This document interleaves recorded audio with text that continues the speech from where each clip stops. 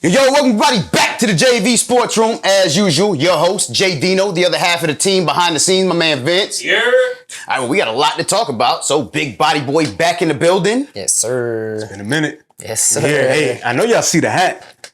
I see this hat. Hey, Like that. big body Fire. hat, dad hat. That's officially, fire. That's fire. officially at sportjv.com. Yes, sir. All right, it's in the shop. Use code. JDINO 407 for savings. You heard him? Hey, but also, I'm gonna do this special right here. Me special to y'all, the fans. Y'all been showing so much love, so much support. It's time for me to give back personally. So if y'all like this video and get this video up to 20 likes. I want to see 20 likes on this video. I'll personally do a giveaway. Get in the comments and type big body hat. Big body hat in the comments. Get it up to 20 likes. I'll personally pick somebody and we'll do an exchange and I'll give you the big body hat Like from my that's pocket fire. to you. Like That's that. fire. Yeah? 20 likes. Get 20 likes The on champ this is video. here. The champ is here. There we go. JV Sports Room 16-team league. First season champion. Like to welcome back to the show, my man Alex. What up, baby? How we doing? Congrats, How we doing? congrats. How we doing all right, sir? Doing good. Doing good? Doing good. You all right?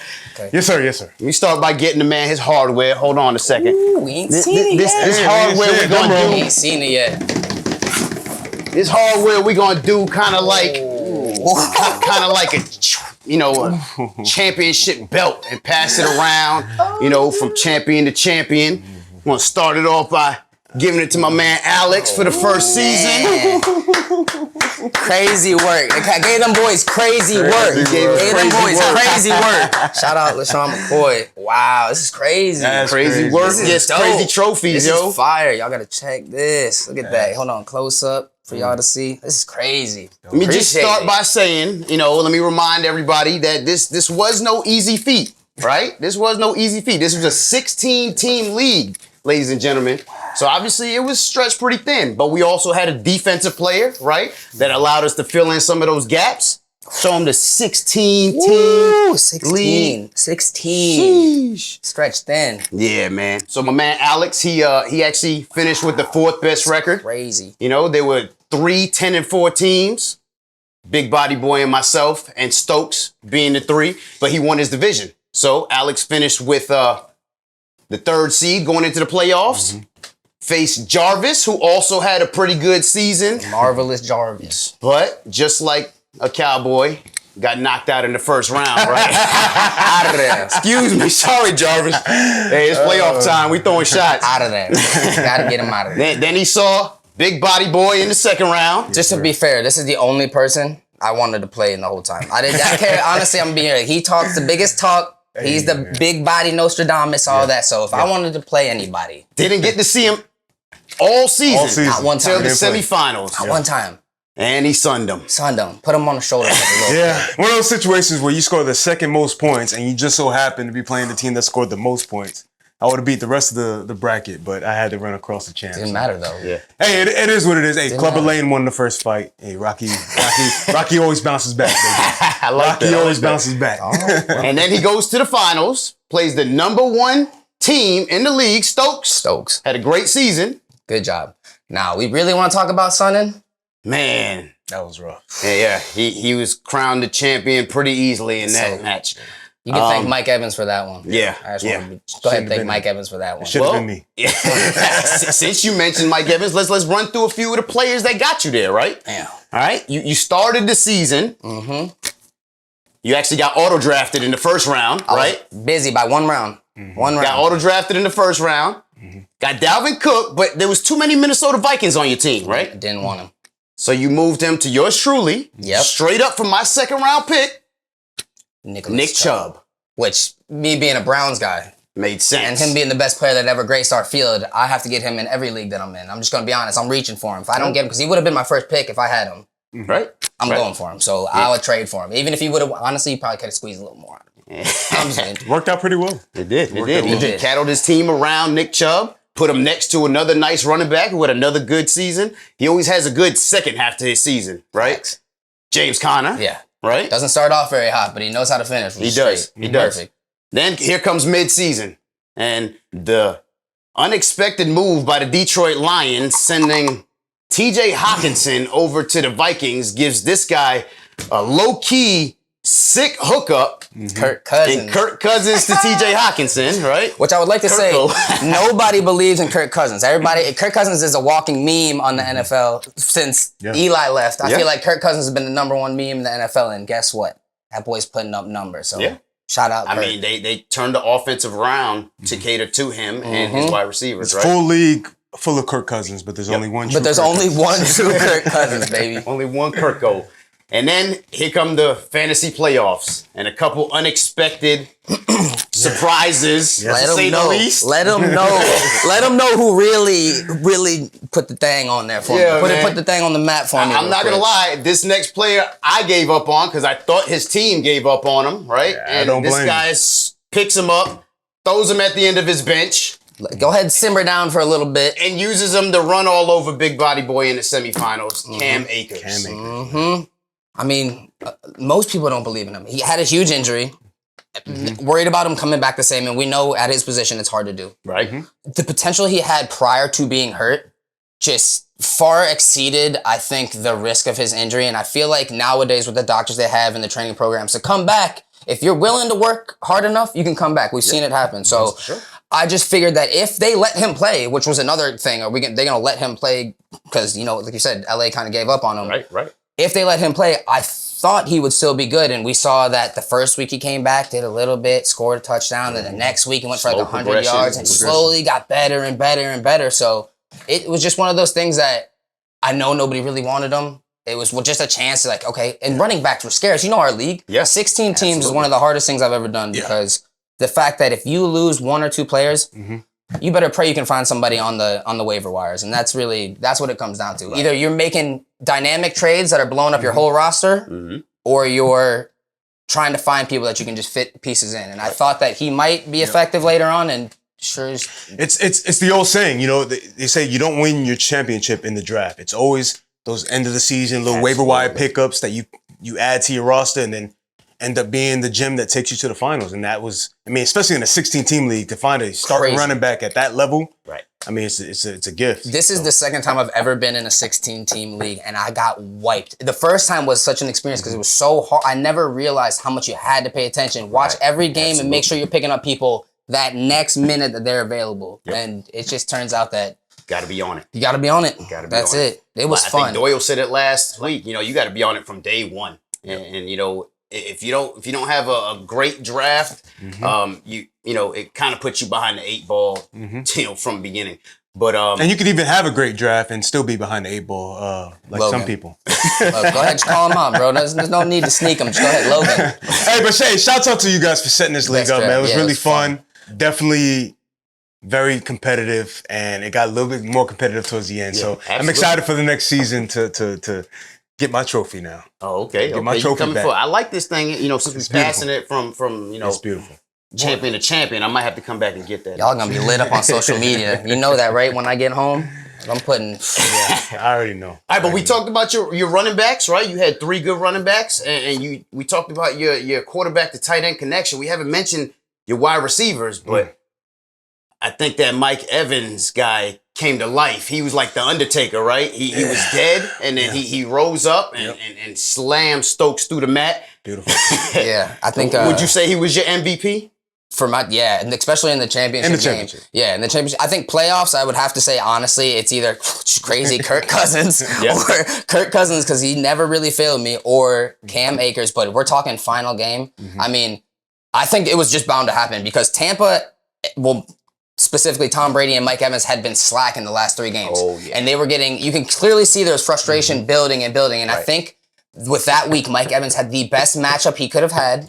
Because he was running Buddy all over the field. He was. And I think Tom just realized, like, why not? I have Mike Evans. Why not throw the ball to him? Throw it deep. And I think we're going to see more of that heading into playoffs as we go. I mean, for you to even go through the mud to get to the championship with the production that Mike Evans was giving you. Crazy. I mean, he gave you the gift at the end. My wide receivers were the weak point of my whole team because I had Mike Evans, who was underperforming halfway through the season, and then I had Lockett go down. Yeah, he was out for a while. And that point, I was just picking people up. The guy from New Orleans, Rashid, Shaheed, and then I was picking up. I mean, I picked up Kendrick Bourne. Got lucky 1 week with him. A couple guys. Play your matchups, man. Yeah, and that's what it's all about in these deep leagues, right? You know, so shout out to you guys, man. Appreciate a dope season. Yeah, it was real fun. Shout out to you, champ. Appreciate you. We coming for Thanks that for the trophy. dog. It's nice. We coming for that Super trophy nice. next year, though. Next year.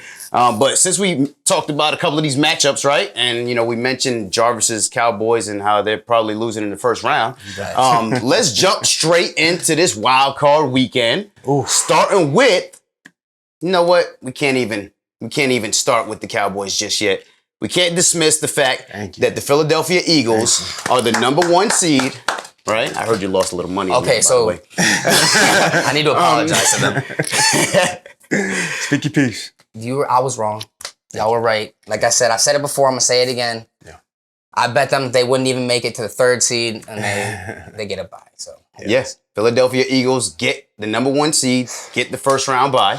Congratulations on that. Yes, sir. But those Dallas Cowboys going to Tampa Bay Buccaneers. How you guys feel about this matchup? Dallas fans, Jarvis especially, you got some explaining to do. You got some explaining to do, my brother. Limping into the playoffs, if I can say. Dak Prescott is not looking like the quarterback you want to lead your team in the playoffs. They're scraping by right now. Right. And this is a big moment for Dak Prescott. It's a big moment for the Dallas Cowboys. You were the favorites, believe it or not. Going into the season, I remember Jarvis came on the show and said they're the favorites. They're going to run through the NFC East and run through the NFC. And now, you don't win the division, and now you got to go to Tampa Bay and play the greatest quarterback to ever play the game, Tom Brady. In his home. And his home. And it's going to be a tall task, man. It's going to be a very tall task. And all the lights, cameras, all the fingers are going to be pointing to Dak Prescott. Unfortunately, I mean, there's other factors that are going to affect that, but Dak is going to be, that's the quarterback position. It's going to be on Dak's shoulders to get the job done. You got to be able to run the ball. Tony Pollard, Ezekiel Elliott looks like he's lost a step. Yeah. And on the other side, it's Tom Brady. Same thing. We're looking at Tom Brady now. It's both quarterbacks are coming in. Brady has the good week coming into the playoffs. Let's see if they can keep it rolling. The weapons are still there. It's going to be a battle of who doesn't make the mistakes. Yeah. I think offensively, I give the nod to Tampa a little bit in the sense that if they're coming off a hot week, I don't think we see Tom play that bad. Like, I mean, we don't ever see him really die like that in a season. He kind of died down towards the end of the season. I don't see that again. He's finding the connection with Mike Evans. Leonard Fournette's getting the let out a little bit. He's starting to run better towards the end of the season. So I think it's playoff Tom Brady. It's the worst. The one thing you really don't want to go up against, especially round 1, and you got to go to his house. Right. It's rough. And like you were saying about the running game, Zeke lost a step. Pollard's great. I like Pollard. I think he's a great running back. I really do. I think they need to go in the direction of him. Absolutely. As the heavy runner on the team. If Zeke can have a good week too, which he can, he had a couple of good weeks this year. If they can run that duo running back, they'll be okay. I think they can make it a competitive game, but it's Dak Prescott. Is he going to be able to throw the ball? Right? I'm not so much worried about their running game. It's the throwing aspect that it's Dak. I mean, you got the weapons. CeeDee Lamb has had the year that I thought he was going to have. Step up, be the wide receiver one of the team. You got the weapons. Michael Gallup, Dalton Schultz, great year. So there's really no excuse. You have to go in there and win. Yeah. On paper, I think the Dallas Cowboys have the better team. I do. I do think the Dallas Cowboys have the better team. But the players need to step up and play to the level that we expect from them. And that's Dak Prescott. I mean, you absolutely hit it on the head, man. They have, if not as good, the better team. They do. But it's starting to get cold out. And we already know these winter months, Dallas Cowboys just can't get it done. Right. And we know who can, and Tom Brady. And you guys can try to make this as close as possible, but I think mentally, Cowboys already beat.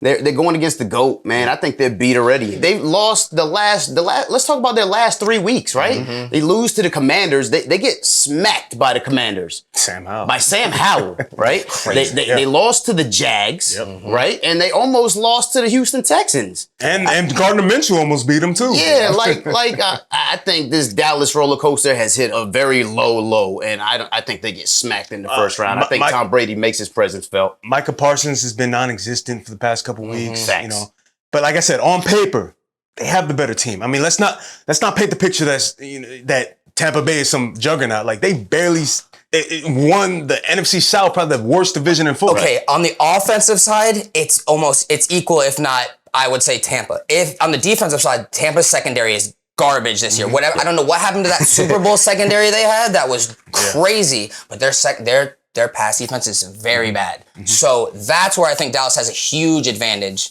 coming into the game. Is if Dak can throw the ball, their defensive backs have been terrible this year. So that's going to be their heavy point. If I'm Dallas, I'm attacking the air. Yeah. Facts. All right. Well, since we talked about those Vikings earlier, all right. Yeah.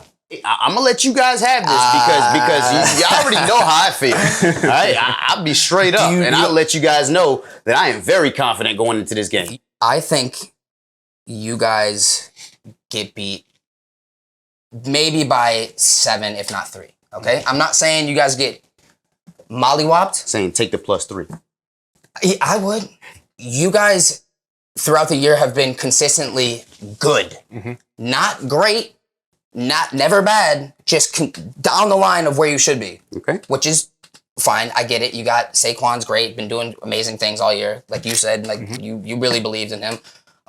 Your passing game has been better than normal. I admit quarterback play has been better than normal. And he runs a little bit, which is actually good. He's goofy as hell, but he's running really well. I just don't think your firepower will be able to withstand a good Minnesota team. And where is this game being played at? In Minnesota. So you're in at a dome. You're in their house. I get it. You're in the dome. It's gonna be loud. You're gonna be playing the Vikings. I just don't think your offensive firepower is gonna be able to hang with theirs. What you got, buddy? I'm gonna approach this from a different angle here. I see your points, and I agree with a lot of your points. But if there's a team in the playoffs, I've said it, sparingly all season. There's something with this New York Giants football team. With the addition, with the head coach, with Brian Daboll, with the culture that he's brought to this organization, you can see it. The energy. It's a confidence. And they are the definition of a blue-collar football team. Facts. Similar to the Detroit Lions, but they are a blue-collar football team. No pun intended with the blue. And, I know we bigged up Kirk Cousins. But Kirk Cousins has a history of fumbling the bag in prime time. Oh, God, and now the game is technically probably not prime time, but come on, we're in the playoffs now. And every decision, every mistake is amplified. Absolutely. And all I'm gonna say is with Brian Daboll, who I know we're gonna get into the rewards early, who's probably a front runner for Coach of the Year, because I'll be the first to say I'm a fan. Amazed of what he's been able to do with this roster, who we all had at the bottom of the barrel in the NFC East. And with Daniel Jones, who many can have as probably one of the most improved players in the NFL, quarterbacks in the NFL, right. With the running game of Saquon Barkley. And there was something that I saw last week's game. Yeah, I know they were playing, thank you, by the way, with the Giants, playing sitting your starters, letting us get the win. But there's something I saw when Kenny Galladay scored his first touchdown and Brian Daboll went over and had his arms around him. And I saw something, I was like, there's something special going on here. So I am not going to be surprised if the New York Football Giants shock the world and beat the Minnesota Vikings, because we've said it all year. There's something off with these Minnesota Vikings. They haven't shown the consistency to win big games and big matches. All I'm going to say is I think the New York Football Giants can beat the Minnesota Vikings. That's it. That's all I'm going to say. I mean, we seen them play each other just 3 weeks ago, right? And that came down to a long field goal at the very end of the game. Like, we had them beat, man. We had them beat. They couldn't run the ball on us. And like you said, Kirk Cousins doesn't get it done in prime time. And this is about as prime time as you get in the first round of playoffs, right? So I feel very confident as a Giants fan. I feel like what we were getting criticized for earlier in the season and not being able to throw the ball has become another weapon that Daniel Jones has just added to his arsenal. Like you said, Daniel Jones has been playing good football. Got over 800 yards rushing. Exactly. Running the ball, passing the ball. I gave him that. And against a Minnesota defense that is suspect in the air, I think Daniel Jones goes in to Minnesota and we get it done. And to caveat to your point, and on the other side of the ball, big step up for the young rookie, Kayvon Thibodeau, and Dexter Lawrence, another breakout defender. Them boys are nice. They're gonna get after Kirk Cousins on the other side of the ball. So this Giants team is there's good things to see. There's good things here. They got a bright spot here, bright spot there, and I think it comes together for the one win, the one big win. I think it comes together next year for them after they get eliminated by the Vikings. But we'll see. It's okay. We'll see. This is football. Any given Sunday, right? Facts. All right, but the last matchup in the NFC, we got those Seattle Seahawks going to San Francisco 49ers. Division matchup. Yeah. How you guys like this one? I would like to give a shout out to Geno Smith. Because I'm sure nobody at the beginning of the season, me included, I'm sure nobody at the beginning of the season was going, Geno Smith is going to lead them to the playoffs and Russell Wilson is going to take the Broncos to the playoffs. Yep. What happens? Geno takes them. Russell, the worst quarterback I've seen all year, and it's just crazy. And just for the record, Geno actually made the Pro Bowl. Yeah, so, nuts. Unbelievable. So good for him, because I thought after that whole Jets fiasco, he was done. Yeah. I'm going to be honest. So good for them. Sorry that you have to play San Fran. Road ends here, right? Yeah, that's where I believe it honestly ends. San Fran's offensive firepower is crazy, and I like Brock Purdy. How y'all feel about that, man? I like him, man. I think he gives a little bit of that. What's up? He gives a little bit of that to that team. Yeah. He's headstrong. He's a young whippersnapper that just likes to go. I think he's got weapons around him, and I think that they're just gonna. I think Seattle's in for a bad show. I really do. I don't think they're gonna. Well, but before we bury them, let's definitely give flowers though. You mentioned it with Geno Smith. Definitely give flowers to Geno Smith. I remember the draft show when we were talking about the Seahawks, and we pretty much buried them like, lost season. Let's tank. Let's start looking for the quarterback next year. Yep. But here comes Geno and the weapons. DK, Tyler Lockett on offense. And Rising Star and Kenneth Walker. I know I mentioned a couple weeks ago when I was on, and even going back to that draft show, we got to find that clip, by the way. Tyreek Woolen, Kobe Bryant, Kenneth Walker. Young these defense. Are impactful rookies, man, that coming into the league. So definitely give flowers to the Seattle Seahawks for finding these guys, letting them on the field, and for them ultimately producing at the end of the day. Shout out to Seattle Scouts. For sure. I mean, they all going to get dog walked. So let's give them their flowers, but they made it this far. Yeah, they made it this far, but they are going to get dog walked. This San Francisco 49er team, if there's a team that I see in the NFC side of the bracket that, as the number one seed, Philadelphia Eagles, I scratch my head like, man, that's going to be a tough matchup. It's going to be a tough matchup. And it all has to do with the defense, of course, but, Brock Purdy, man, he's got it. He's got it. I mean, he does what he needs to do to be in that position, to have Christian McCaffrey in the backfield. You can hand the ball off there. Brandon Ayuk finally breaks out, has this 1,000-yard season. You get Deebo Samuel back. We'll see what the word is on that. George Kittle's been healthy for extremely productive, man. Yeah, productive and healthy. I mean, what is there not to like about this team, man? So it's going to be a tall task for Seattle, but I think ultimately this San Francisco 49ers are just going to route this team. No, you guys said it perfectly.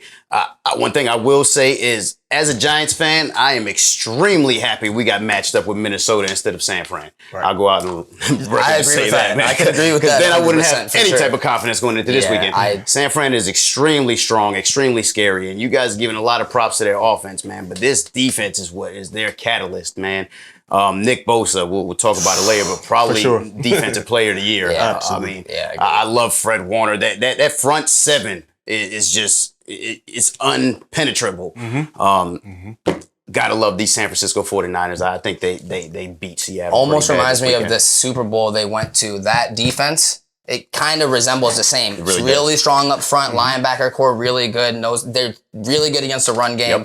I think it reminds me of that whole Super Bowl run that they made right there. And I'm sorry, but I'm a big Christian McCaffrey hater, and you know this, and I talk it because I'm always worried about him being injury prone, but the kid is special, man. I hate to say it, but every year he does this to me. I'm like, I never draft him, always worried about it, but then he comes back and does things like this. It's just amazing. He's the perfect Shanahan running back, man. He's the absolute fits in that system. Shanahan amazing. I mean, it should be a fun one. That's actually the first game on the docket this weekend, Saturday, 4:30.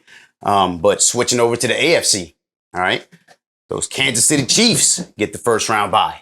How we feel about these Chiefs going into the technically playoffs? Get the bye, but I think they're another team that, once again, at the beginning of the season, I thought weren't going to be as good as they turned out to be. But their young guys towards this last part of the year have been showing up out of this world.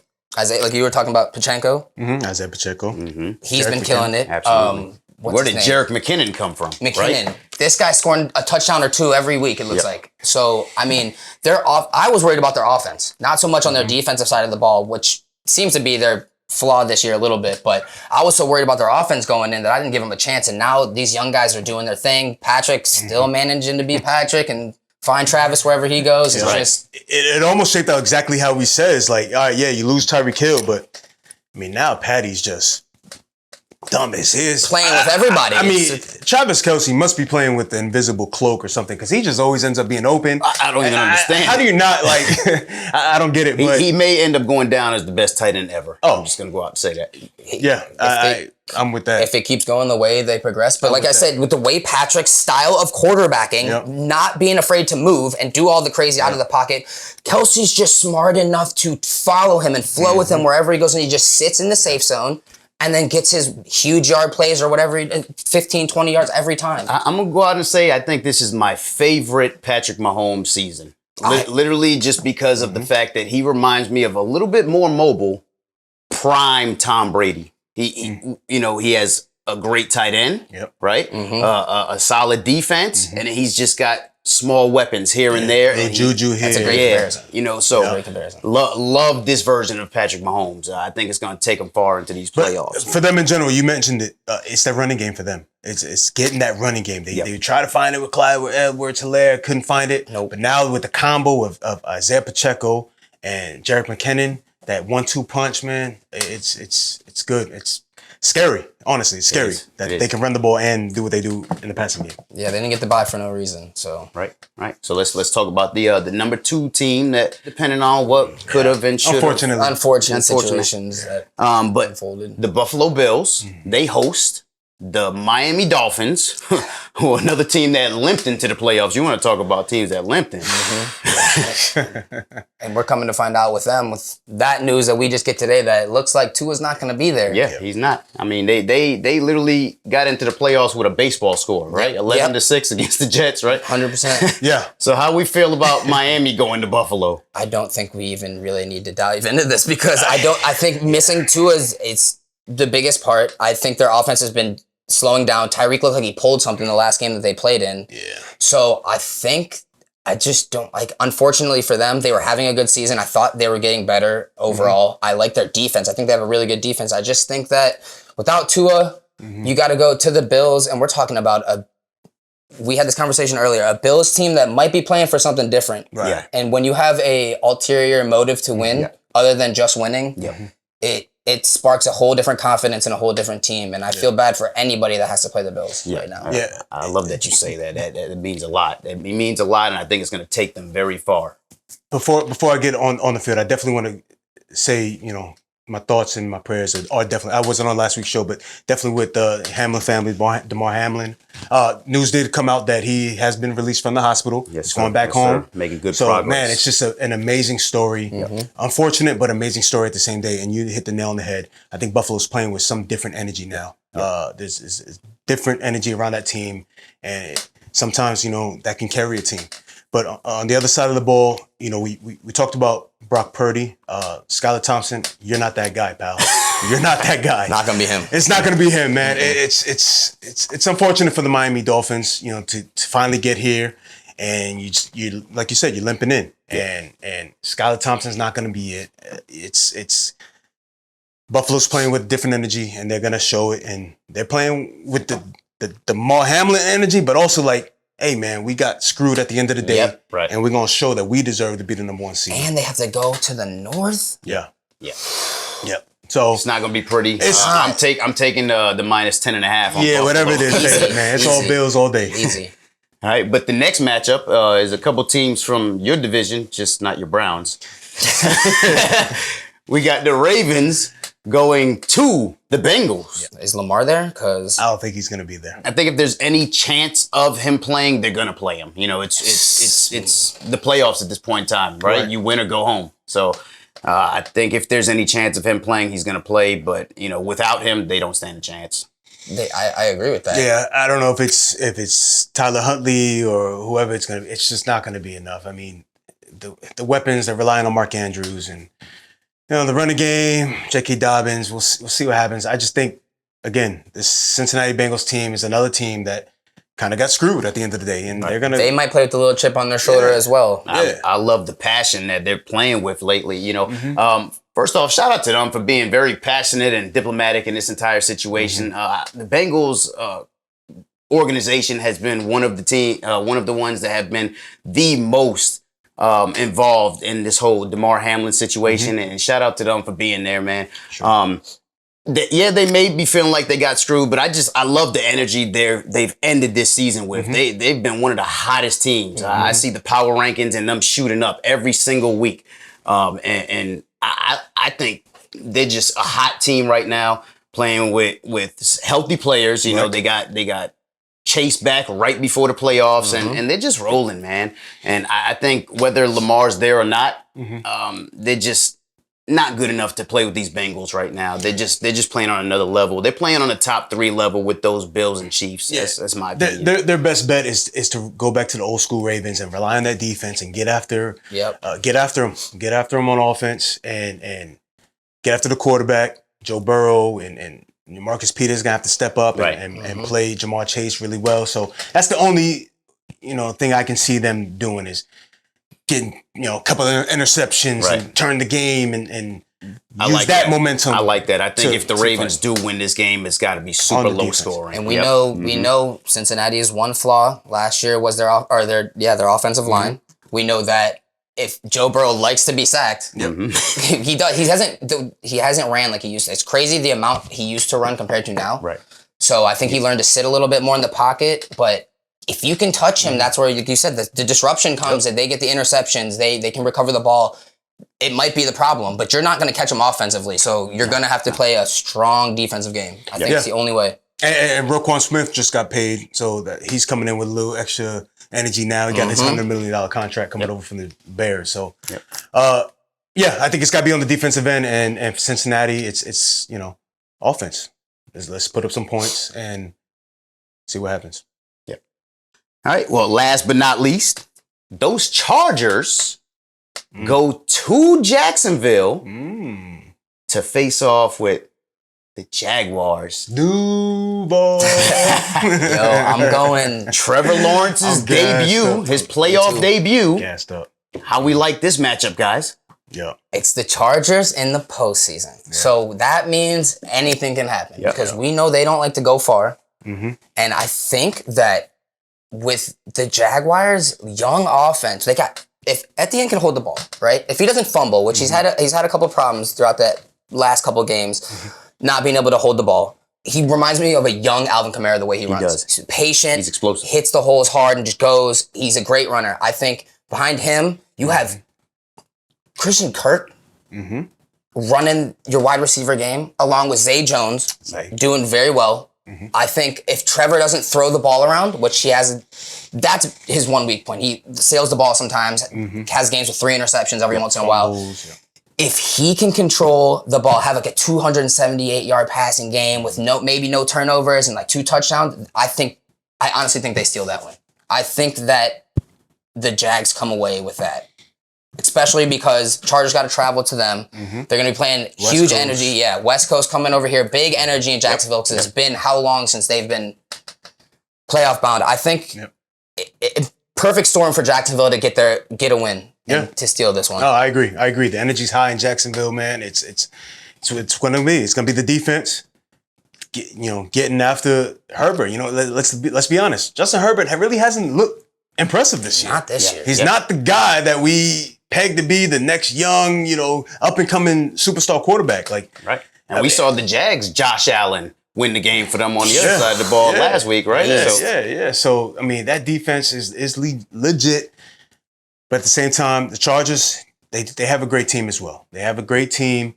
It's got to be on Justin Herbert's shoulders to lead this team. I don't know what the coach is doing. Brandon Staley having Mike Williams playing last week's game. It was meaningless. He gets injured. So we'll see if we get Mike Williams back for this game. Terrible decision. But, you know, the more veteran team is the Chargers. You hope they can rely on that. Granted, they don't have a lot of playoff experience together, but they are the more veteran team. So let's hope they can rely on that and ride Austin Eckler to a good game. And maybe that's how they get away. But I love the story on the Jags. I love the fact that they somehow found a way to pull out that crappy division. But I like the firepower these Chargers have, man, and especially if they have Mike Williams. I think they outscore them. The over under on this is the highest in the playoffs. So I think this game is actually more of a shootout. What is it? 47.5, I think. No, I personally like the over on this game. I think it's going to be a little more of a shootout, man. I think the Chargers actually take an early lead because they're known for taking early leads. And Trevor Lawrence is actually known for starting slow. So I think that's exactly how this game is going to go. And Jags are going to be looking to play catch up the whole game. And to your point, you mentioned the story about the Jags. I definitely want to, so I'm in the mood of giving flowers. Definitely got to give flowers to Doug Peterson, man. Let's act like he's been here before. He's been an underdog. That's your boy. You know, as a favorite, former Philadelphia Eagles, Super Bowl winning head coach for the Philadelphia Eagles. Man, what a difference a year makes, man, right? And coaching makes, right? Absolutely, man. Because this time last year, we were not even thinking about the Jags being even close to playoffs. Shouts out to the Jaguars front office for doing what's best for Trevor Lawrence. And that is Doug Peterson. He is a quarterback's coach. Absolutely. He did it with Carson. Carson hasn't looked the same since Doug. He's done it with Nick Foles. Look what Nick Foles has done. And now he's here doing it with Trevor Lawrence. Yep. The greatest thing that they could have done is get Urban Meyer out of there. And we're seeing the recipe. So, man, this Jaguars team is fun. You mentioned ETN. You mentioned the weapons on offense. Yep. Another team. They could do it, man. They're a blue-collar team. They could do it. They got the home field advantage. Duval's going to be loud and proud, so it's going to be a fun one to watch. It should. It should. You know, since we talked about all these teams and wild card weekend, right? And the regular season being over, let's talk about some rewards, right? Let's start off with the MVP. Who you guys like as your MVP this year? I'll kick it off. 14-1 as a starter, 3,701 passing yards, 22 passing touchdowns, 760 rushing yards, 13 rushing touchdowns, for a total of 35 rushing touchdowns if you did your math correct. He leads the league in win-loss percentage and touchdown interception percentage. Every player that had that win-loss and touchdown interception percentage has gotten the MVP. My MVP, my most valuable player in the NFL, is Jalen Hurts. There you go. You know, I mean, it's a good argument. It's right there. I mean, you look at the Philadelphia Eagles with Jalen Hurts and without Jalen Hurts, the numbers are there. Yes, I know Patrick Mahomes had an amazing year, but Jalen Hurts is crucial. Jalen Hurts is the real deal. Hurts is the truth, and the truth hurts. Like that. That's who you like, Alex? I was gonna say Patrick, right? I'm not mad. And I see your argument for Jalen. The only reason why I don't think they would give it to him is because the last games he wasn't there for it. And that's the only reason why I don't think they would. Right. I agree with everything you say. He's the truth. He's showed it. He's had a lot of haters over the past couple of years. I think that he's well deserving of it. Yeah. Do I think they'll give it to him though? I don't think they will. And that's just them not giving it to him. I just don't think they will. Just because he got hurt, they sat him and he wasn't able to play. I don't know. I feel like they might give it to Patrick again because I think they take into account his situation. Yeah. Everybody talking down, saying he's going to lose. Since he lost Tyreek, he's going to lose games, this and that. Even me. I think he's just played well. He's well deserving of the MVP just for everything he does in total. Over 5,000 passing yards. I mean, the numbers are there. Absolutely. The numbers are there. Absolutely. No doubt. I 100% see your Jalen Hurts, and no disrespect, but I got to give it to Patrick too, man. Like I said earlier, man, this is my favorite version of him. I feel like he has been the true leader. He has done more with less. And how often can you actually say that, right? Yeah. Shout out to Patrick. Had an amazing season. I think he should be the regular season MVP. However, I do want to say, man, we're just throwing those two out there and not even making any type of mention of Josh Allen and what he's done with these Buffalo Bills. I think he has to be in the conversation as well. I think outside of those three, though, I think that's where it's at for MVP.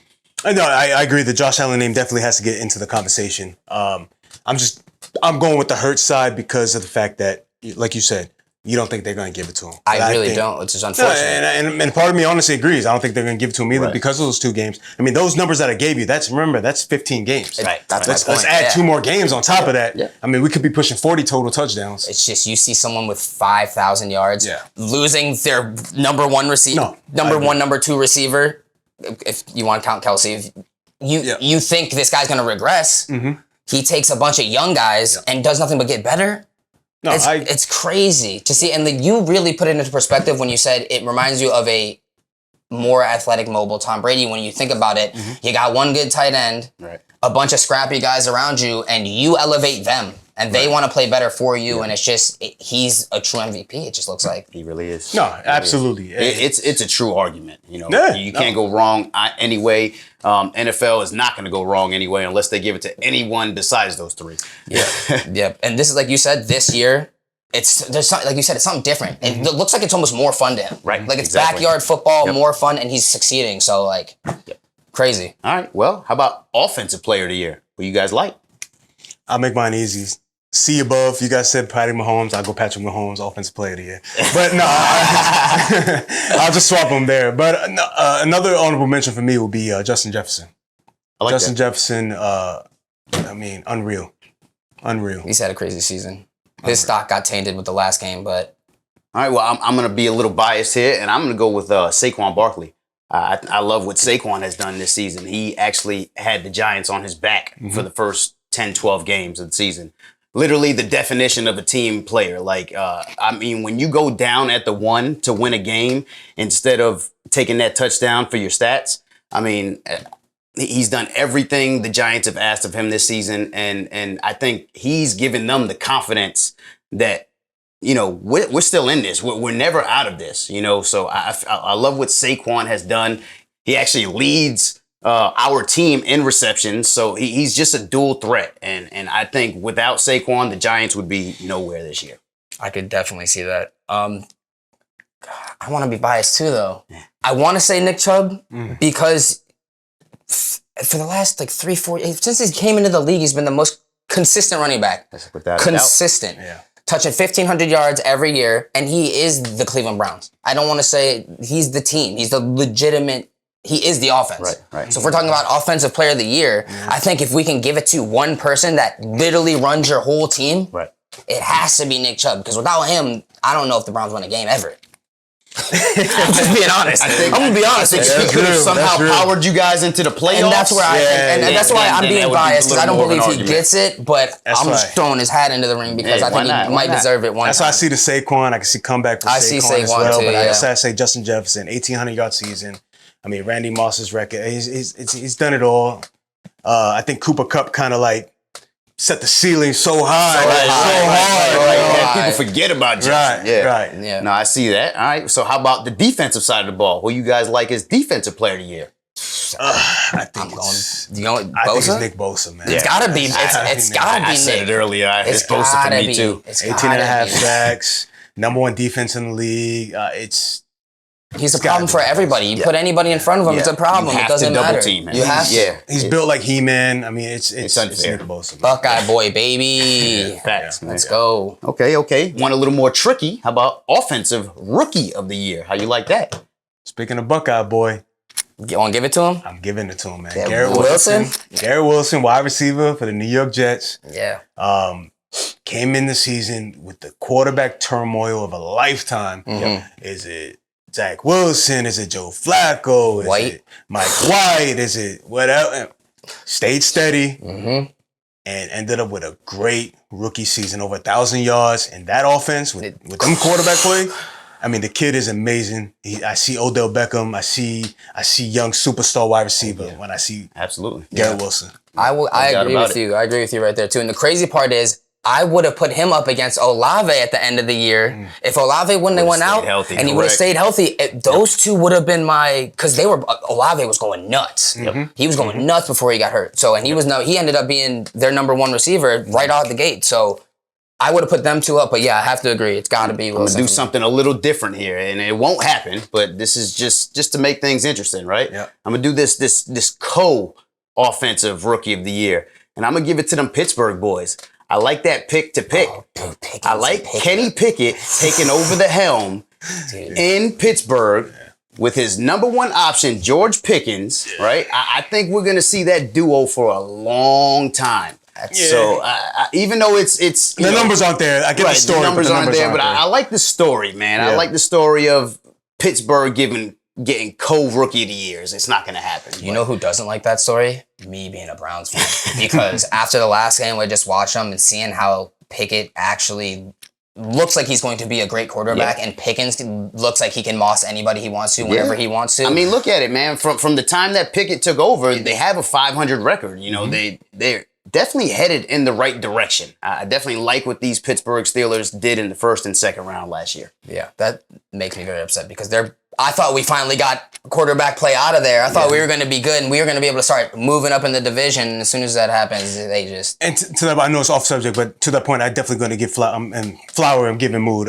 Mike Tomlin, what he's able to do with that, with the Pittsburgh Steelers and turmoil and the rookie quarterback, and then Trubisky and this and that. And Mike Tomlin, they were sniffing the playoffs and needed some help, but didn't work out. But I like the story. Numbers aren't there. But definitely George Pickens and Pickett going into the future is going to be a combo to look for. Oh, yeah. All right, so on the other side of the ball, defensive rookie of the year. Last but not least, who you like? Oh, I'm saying, we going to say Sauce? You going to say Sauce? It might be a little saucy. You know what? I doubted...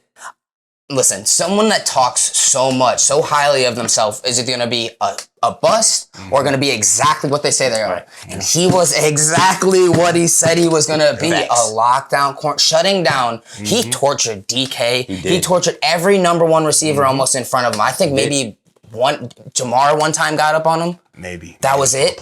I mean, other than that, No, you called it, man. talks a big game He's and got did the it. sauce. He's got the swag, right? He's got the swag, and he's got the talent and production to back it, man. And to believe the Jets defense was good, but he made their defense great. I mean, they won games with just their defense. Facts. I mean, we mentioned the Facts. offensive, lack of production outside of Garrett Wilson, but the defense was winning them games. Absolutely. And it had a lot to do with Sauce. Especially that Green Bay one where he went and put the cheese head on after. There's something about it, man. like, just to add to this point, he brings such a big presence on defense that it almost relieves your other players, knowing that I have the number one receiver on the other side locked up by a rookie. It gives you an ease to know that, okay, we don't have to watch him. I know I got somebody strong over there, and to have that presence as a rookie speaks a lot about who you are as a player. So My second to that would be Aiden Hutchinson. What he was able to do with the Huge. Detroit Lions. Great pickup. Made 9.5 sacks, 3 interceptions. Came on late, a little quiet early in the season. Came on late. When the Lions started to roar, that's when you saw Aiden Hutchinson, and he was leading. He was the pack. obviously a big factor in their roaring. Facts. Right. All right. Well, with all these wild card predictions and accolades and awards, right? Why don't we each of you give me your road to the Super Bowl? all right, we're gonna start with the AFC. KC got the bye. We're gonna go Bills, Dolphins. Bills walk the Dolphins. Okay, we're just gonna go ahead and say that. Then we're gonna have Jags, Chargers. I have the Jags, like I said previously. So that'll take us to the next round. The matchups will be, for me, KC, Jags, Bills, Cincy. I am gonna go ahead and say KC obviously beats the Jags, and I'm gonna go Bills beat Cincy. So that's gonna leave us with KC and the Bills in the AFC Championship. So we gonna go to the other side? All Let right. me go mine. Oh, okay, go ahead. My AFC road will be Bills over Miami, Cincinnati over Baltimore, Chargers over Jacksonville. Sorry, Doug. And then we go Kansas City over the Chargers, Buffalo over Cincinnati, in a heart-wrenching game. The game that we missed on Monday night, past Monday night. Buffalo over Cincinnati. And then in my AFC Championship game, Kansas City and Buffalo. Okay. Nobody's going to tell us who they like to win? My winner in the AFC, we mentioned it earlier. I gotta say it too. We mentioned it earlier. Things happen down the season that just drives the team. With the Eagles Super Bowl, I can think back. It was the underdog mindset, the underdog with the dog mask. This one's a little bit more heart wrenching, but it's the Damar Hamlin leading the Buffalo Bills, the energy leading the Buffalo Bills to the Super Bowl. Okay. Buffalo at the AFC. Who you like, Alex? Dang, I was gonna say that, and I was gonna agree with you. But the more I think about the way that the Chiefs have been playing, I only think that'll take. Listen, I love the Bills. I believe in everything. I believe they're gonna play hard. I just don't see anybody beating KC on this side, man. And I'm just going to have to go with KC. And not to be safe, just because the way everything that their season's been going. So I got to go KC. Having fun is the main thing for me, and they're just having too much. Yeah, I like it. My road goes very similar, actually exactly like yours. I got the Chargers, I got Cincy, I got Buffalo, and KC moving on to the second round. I like Cincy actually beating Buffalo. Although they will be playing with a lot of heart and a lot of passion. They'll be playing for Damar Hamlin. Yeah.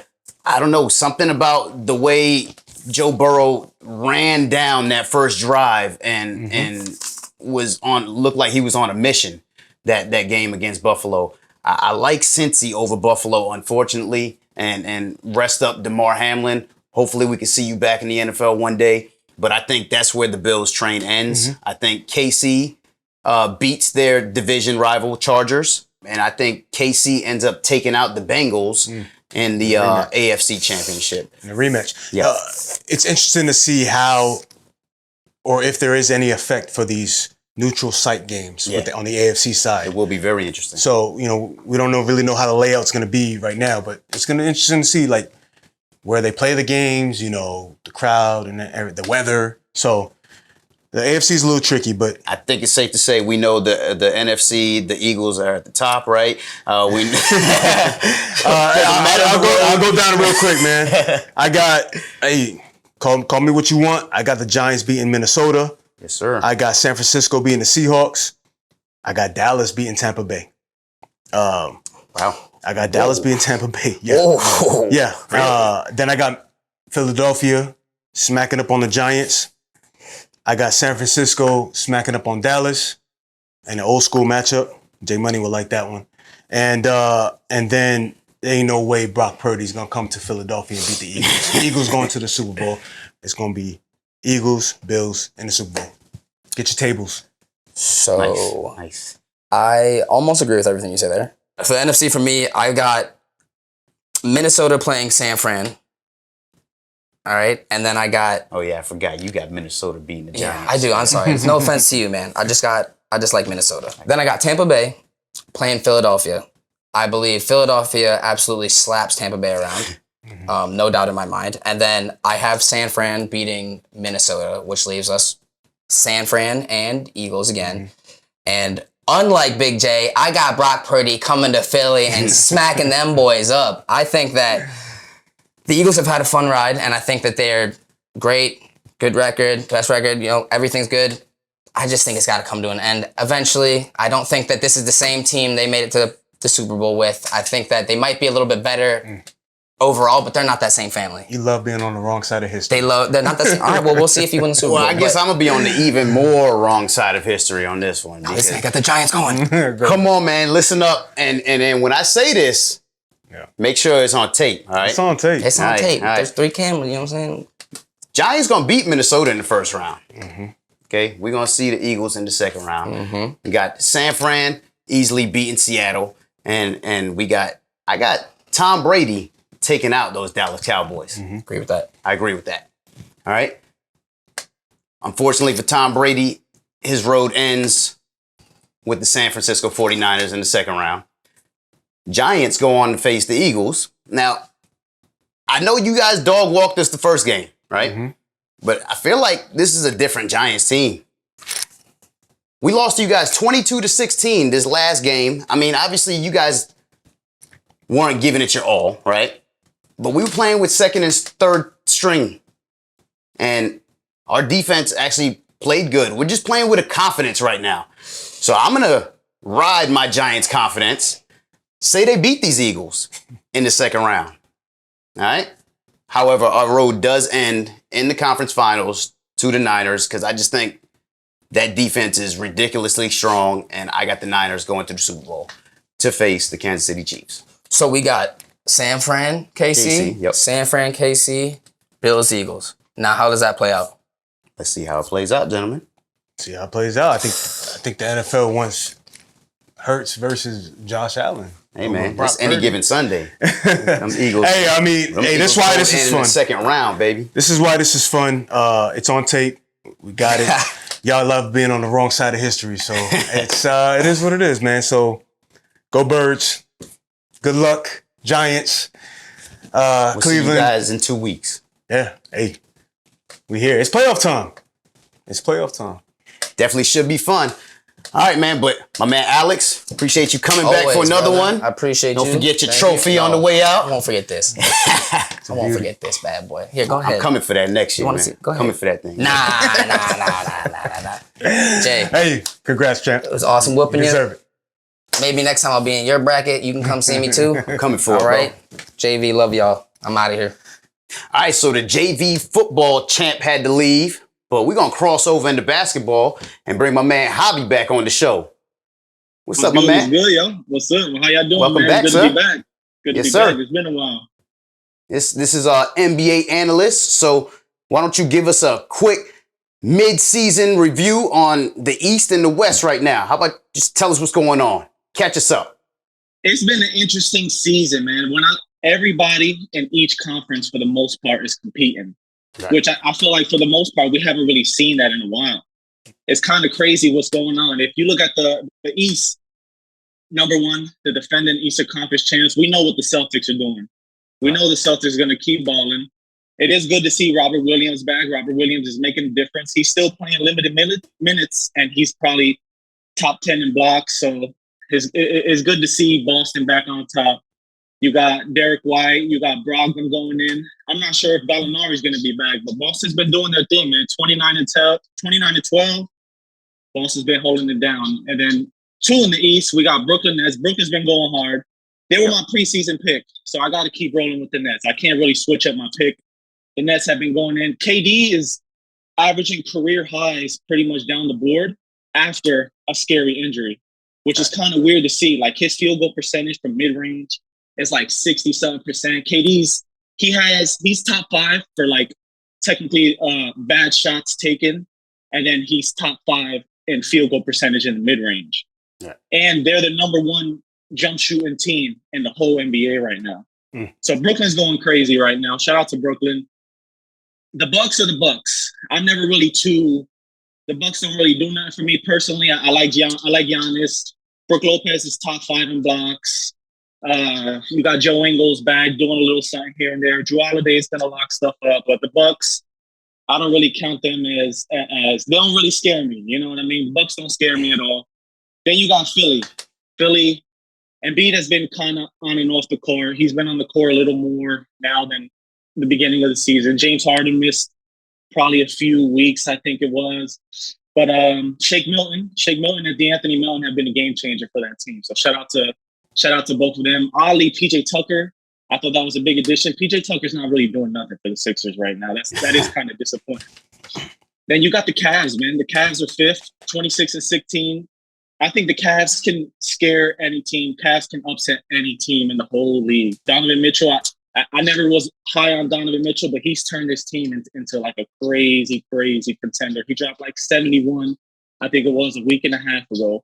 Cavs are going crazy. Honestly, I think it's going to come down to the wing players. We know Garland's going to go in. The players that we know are good are going to be good. We need the Isaac Okoros, as stupid as that sounds, and the Cedi Osmonds to lock up the perimeter. Because if I had to bet, I think Karis LeVert is probably going to get traded, even though he's only been there a season. Right. Indiana Pacers, probably one of the most shocking teams in the whole NBA to me.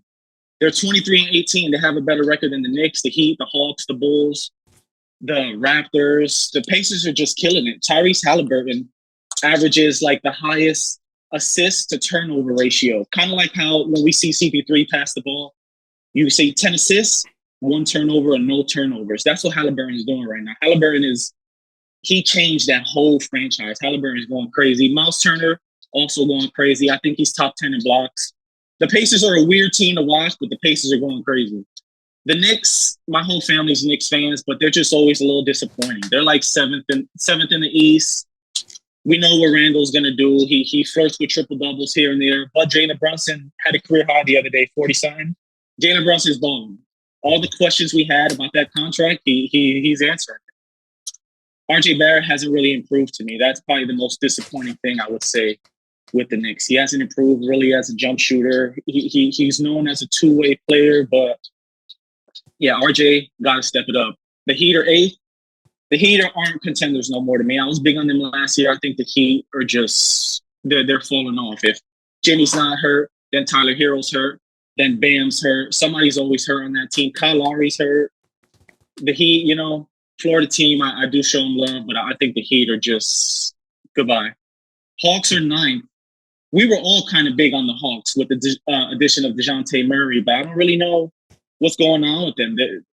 Probably John Collins is out of there.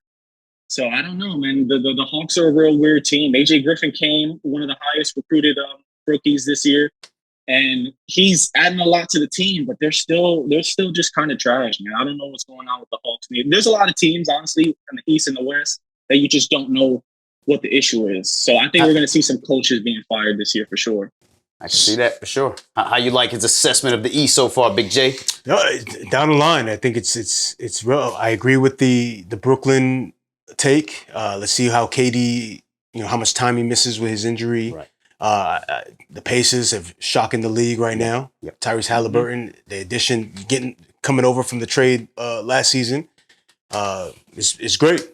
Down the line, I agree with his Miami take. I think we're seeing the end of the road for the Miami Heat. Yep.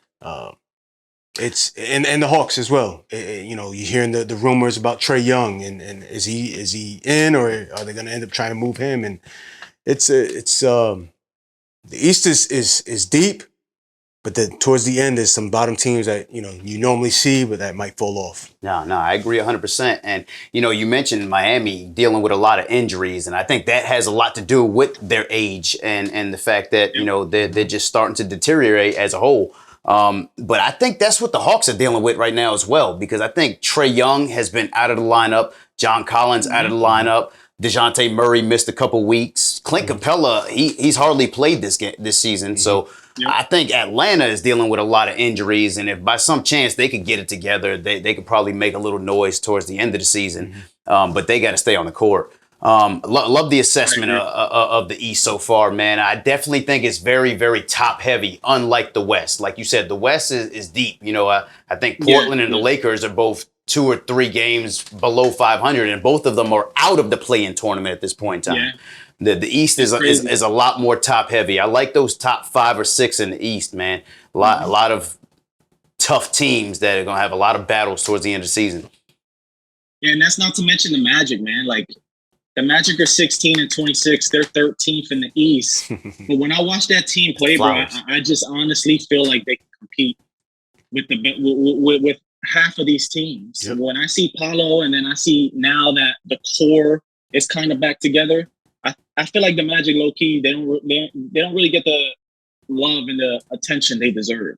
Paolo's just, we barely even know who else was in that draft because he's just like, you know what I mean? Like we don't care about Mathurin, he is. None of them. Like we don't care about Keegan Murray. Like it's kind of rare that low key when a player gets drafted, it's the one player and everybody else we just kind of ignore. We forget their name, all of that. That's what Paolo's doing right now. Like, right. It's reminding me of a lot of LeBron James when he got drafted.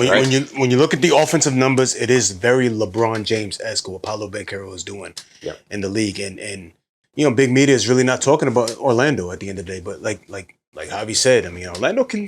You just beat Portland the other night.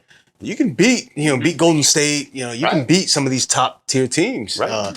It's going to be interesting to see, now Jonathan Isaac is working back in with the Lakeland Magic. So it's going to be interesting to see how the rotation gets affected once the guys that are injured start to come back. And the biggest thing for the Magic is, keeping these guys on the court. They've got so much young talent, but so many of them are injured so often, so they can never find the good chemistry they need because there's just too many people in and out of the rotation. And as we get closer to the trade deadline, it's going to be interesting to see who stays, who goes, who is considered core pieces, who's not. I think the Orlando Magic will be sellers come this trade deadline. I can see that. All right, Javi, talk to us about the West, man. How you like the Western Conference right about now? Well, my team is in the West, so I love the West, man. If you start with the number one team, which preseason I never thought the Nuggets would be first, but the Nuggets are killing it, bro. 27-13, but they do have the same record as the Grizzlies. Grizzlies and Nuggets are both 27-13. Right. Both balling. Jokic, we'll talk about Jokic in a few, but Jokic is he's putting up MVP numbers across the board, and ironically, Aaron Gordon, which could be a result of Jokic being a good team player, but Aaron Gordon's putting up career highs all across the board. Bruce Brown's holding down. Jamal Murray came back from an injury. He's balling. They got KCP. KCP is holding it down. And Michael Porter Jr. has, I'm not sure how long he's been healthy because I'm so used to him like just being out. But he's played probably like the last 15 games. Yeah. So Michael Porter Jr. is there. But to put it in perspective, right now Aaron Gordon is playing more efficient and just better in general compared to Michael Porter Jr. So it's just kind of crazy how things work when time passes. And the Grizzlies, the Grizzlies are going in, man. Jaren Jackson Jr., first team all defense, top 10 in blocks. He could be a defensive player of the year candidate as more games come on since he missed probably like 2 weeks or something like that. Steve Adams is shooting about 20-something% from the free throw line, which I averaged that from the crib. So Steve Adams, there's pros and cons to Memphis, but you know, John Morant has missed some games. Desmond Bane has missed some games. Dylan Brooks missed the beginning of the season. So with all these injuries, even though it may not has been a big of a load of injuries like in Atlanta or Miami, but they're technically they got the number one record tied with Denver in the West. So Memphis surprised me, man. Number 3, we got the Pelicans. That's probably, I'm biased towards the Pelicans. Pelicans was my pick for the West. I do hope Zion comes back, man. They were doing all of this. They were on their streak until recently without Brandon Ingram. And you got CJ McCollum, who missed maybe a game or two. He was banged up a lot. Zion is now out. So it's going to be interesting to see where it goes, where the Pelicans go. But without Zion, without Brandon Ingram, I think it's just all downhill. Dallas Mavericks. Luka has them 23-19 right now. Dallas has been balling. Ironically, Christian Wood has been coming off the bench, still playing starter minutes. I'm not sure how Jason Kidd got that going over there, but they're 23-19. Mavericks are balling. Spencer Dinwiddie has been playing good. And it's kind of weird, bro. They brought Kemba Walker back. He dropped like 30-something in his second game. 2 weeks later, he's out of the team. Yeah. I don't really, it's messed up, man. I feel just like, an experiment. Yeah, like, listen, you could drop almost 40. 2 weeks later, you're a free agent. The Kings, probably the most surprising team in the West. Domantas Sabonis is probably like top 10 in field goal percentage. He's always averaging more than like 7 assists. Kevin Huerter came over there and he's been a difference maker. Malik Monk, difference maker. They're, along with the Magic, is probably the most overlooked team in the East. The most overlooked team in the West, in my opinion, is the Kings. If you look at the fan votes for the All-Stars, I didn't see De'Aaron Fox. I didn't see Sabonis. Nobody, honestly, for the most part, nobody cares about the Kings, honestly. But they have been balling, and they're a fun team to watch. Clippers, Kawhi in and out of the lineup. He came back after missing last season. He played like a game. He missed another 2 weeks. Paul George was out. I forget when it was, but within the last week, Paul George missed a few games too. Norman Powell, when they got him, you know, we know what he did when he was with the Blazers and when he was with Toronto. Norman Powell, he's kind of just there now. So I don't really know where the Clippers are going. Somebody's always hurt. They're just there for me right now. Same thing with the Suns. After the Suns had like a top 3 record like the last few years, Devin Booker's banged up, Chris Paul's banged up, DeAndre Ayton didn't even want to sign there. He signed for the Pacers, but the Suns matched, so he had to stay there. Yeah. The Suns, I think they're going to blow up that team in a year or two. Suns are just disappointing. Then you got Golden State, man, 20-21. I personally count them out, but as the NBA defending champs, you can never count out the best three-point shooter ever. You know, you can't count out Clay and Steph. They all dropped like 20-something each, and I think it might have been the Magic that they beat. They all had great games, and the Magic still beat them. So that just goes to show Golden State, you're slacking, and like let's give the Magic love. They're beating teams that when people talk about these teams, they're like, oh yeah, never count Golden State out. But the Magic are beating them. So I don't know what's going on there. The Timberwolves, that was probably, now that we look back, probably one of the worst trades we've seen in like the last almost 10 years. Because Rudy Gobert is just clogging up the paint, and Walker Kessler is averaging more blocks than him right now. Jared Vanderbilt is balling. Malik Beasley is balling. Timberwolves are a wreck. I used to like them, but I think that trade was just, it was horrible. Utah Jazz are 21-23. Larry Markkinen is the most improved player. It's between him and Nick Claxton.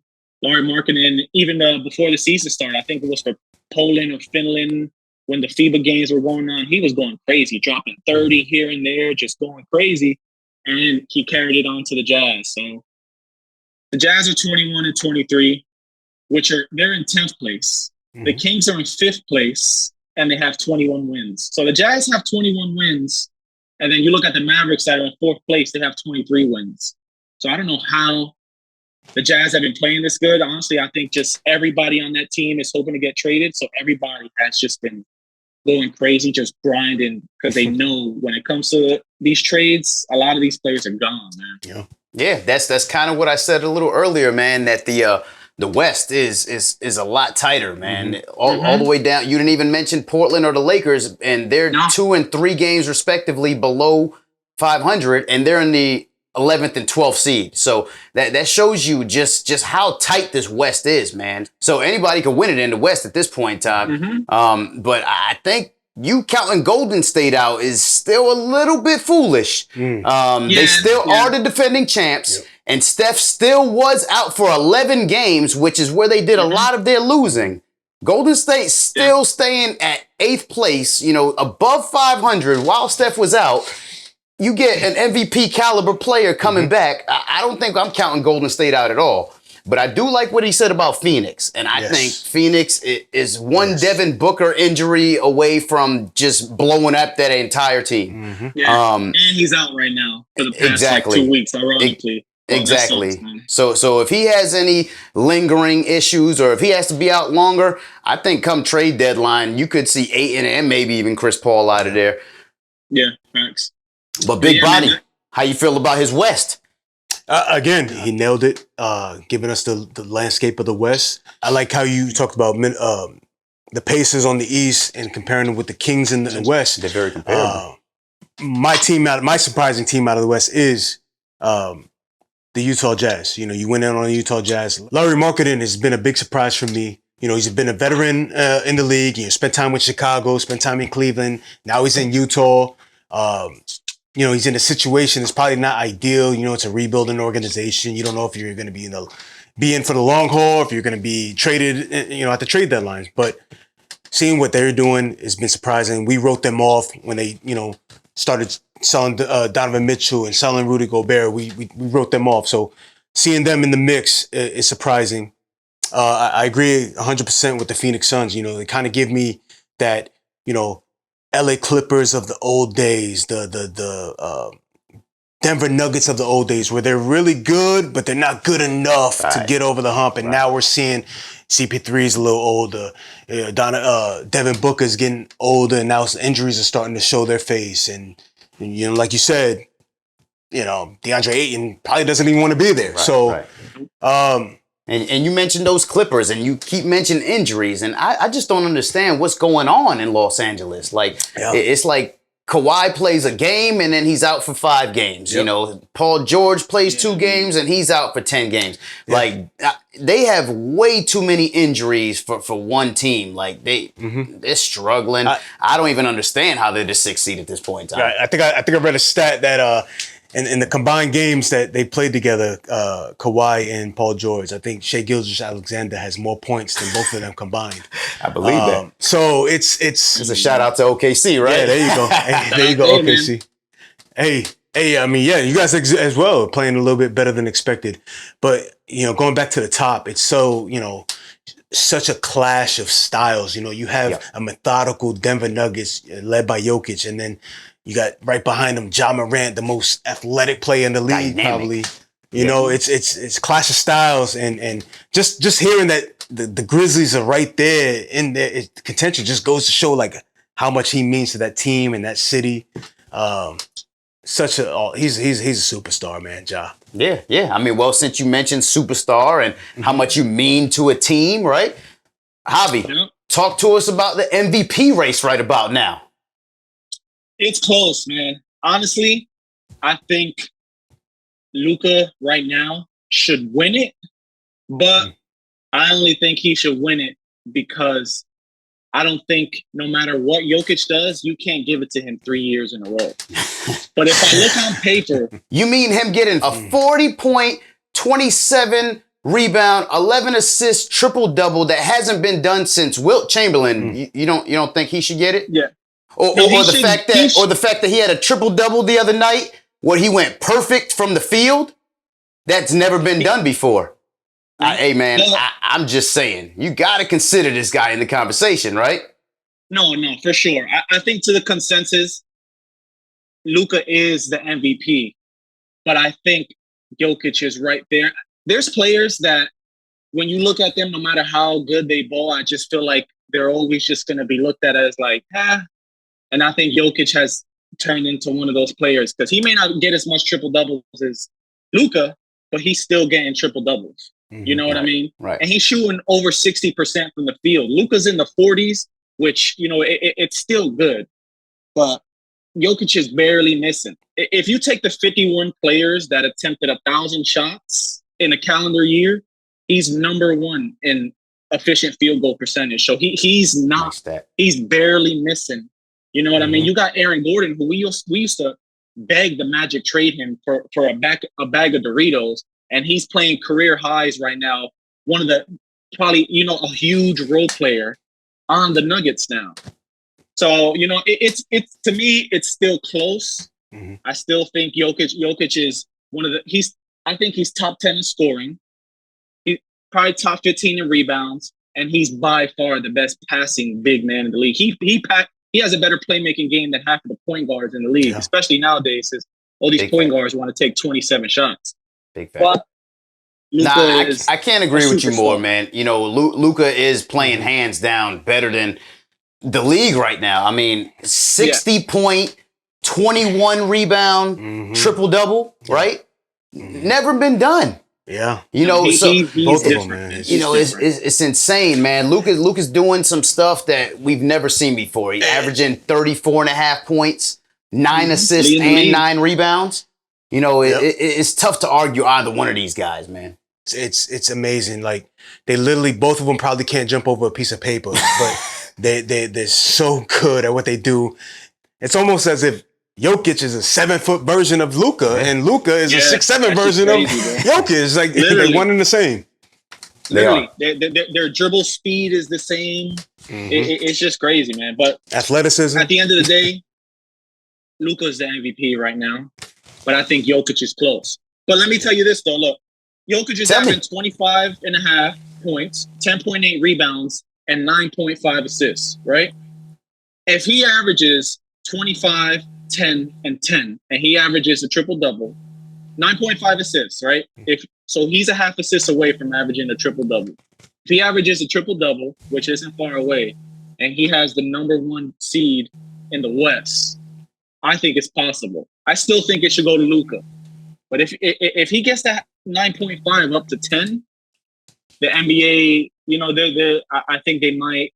Hopefully not, man. Hopefully not, because just hearing Jokic 3-time MVP, that don't even sound. it don't sound right, bro. I know he's, you know, field goal percentage, everything is the same, number 1 in field goal percentage, but I mean, but there's a couple of other guys that have to be in the conversation, though, right? You mentioned earlier this guy that dropped 71 points, had 8 rebounds and 11 assists in the same game. That guy Donovan Mitchell. I mean, they're talking about Cleveland asking about the Spider Universe right now, you know? So he's making a name over there in Cleveland, and I think he wants to be mentioned in this conversation as well, man. Yeah, I got him top 5. Honestly, Yeah. I do have him top 5. I got Jokic, in no order: Luka, Jokic, Tatum, Donovan Mitchell, and honestly, for that 5th spot, KD. probably John Morant, man. Ja A Morant, lot of KD. people probably won't agree, but I mean, you got damn near the best record in the league. Like, you Yeah, cannot put John I like Morant up there. I like bro. the You KD cannot. pick too, though. I like the KD pick. KD as well. It's Yeah, KD, man. it's unfortunate for the Jokic side, is, you know, because like Javi's saying, is he set the bar so high, like he's getting punished for setting the bar so high. Right. Like his numbers are staying consistent. You gave it to him 2 years ago. Why not give him to him a third time? But I get both sides. I mean, Luka's right there with him, man. It's gonna come down to who can get there, you know, at the end of the season race, man. Right. Yeah, man. Love the KD pick. Like I said, love what Donovan Mitchell is doing in Cleveland. He has to be in the conversation. He actually accounted for the 2nd most points in NBA history in a single game in that 71 and 11 assist game, accounting for 99 of his team's points. Second only to, obviously, Wilt Chamberlain in his 100-point game. But, you know, he has to be in the conversation. You know, I heard Tatum. Tatum is leading these Boston Celtics, averaging over 30 points a game, and they're at the top of the East right now. So, of course, he has to be in the conversation as well. And we can't even have this conversation without mentioning the Greek Freak, right? You know, Milwaukee's still at the top of the East. They have no Chris Middleton again. He came back for a couple games, but he's been out. Giannis had a big game, 55-point game a couple weeks back. He dropped a double nickel. So I don't think Giannis deserves to be out of this conversation as well, man. I think this MVP conversation is about as interesting and as it's been in a long time, guys. Yeah. Giannis is the only one for me on that list that I feel like he hasn't improved since like the last 2 seasons. Luka has gotten better, Jokic has gotten better, Tatum, Donovan Mitchell. Giannis is the only one that I can say personally for me that he's just going straight right now. He's still, and he's averaging 30. You know what I mean? Right, so that sounds, exactly. That sounds like another one that we're just so used to his greatness and him putting up great numbers that you know, it's almost like we're faulting him for it at this point in time. That's probably the highest points he's averaged in a season. But I just still think the jump Luka's taken, Giannis isn't taking that this season right now. Right. So of course, you know. And obviously, this is just mid-season, and you know, this list, like Stephen A. Smith said, is fluid, right? You know, it could go any way, but don't be surprised if a dark horse comes out of nowhere at the end of the season, and I don't even understand why he's a dark horse. He's only a dark horse because he's been hurt. But when those Golden State Warriors start to rise again, and Steph Curry's name starts getting mentioned again. Don't worry. Don't forget about Chef Curry at the end of the season too. Good one. Yeah. Yeah, I won't be surprised, man. They just gotta win a lot of games in order for him to do that. But as long as if they hit top 4, top 3, the NBA loves Steph. You know, what I mean? Like we said, man, the West is tight. It is very possible. Very possible. Yeah. Yep. All right, Javi. Well, that's all the time we got for today, my brother. I appreciate you coming back for another one and dropping mad NBA knowledge on the crew. Thanks for having me, man. It's always a pleasure, man. I always enjoy myself. Yes, sir. And Big Body Boy, appreciate you coming back for another one, sir. Yes, sir. Hey, Big Body in the chat. Get your hat. That's right. 20 likes, get your hat. Yeah, 20. And thank you guys for watching. Make sure you check us out at sportjv.com. Support the merch. Follow us on Facebook, Instagram, and Twitter. And if you haven't yet, like and subscribe on YouTube. And as usual, got a quote for you guys. Since we talked about Luka possibly being the MVP, right? This time from Luka Doncic. All dreams are crazy until they come true. Just like my Giants, right? Thank you guys for watching.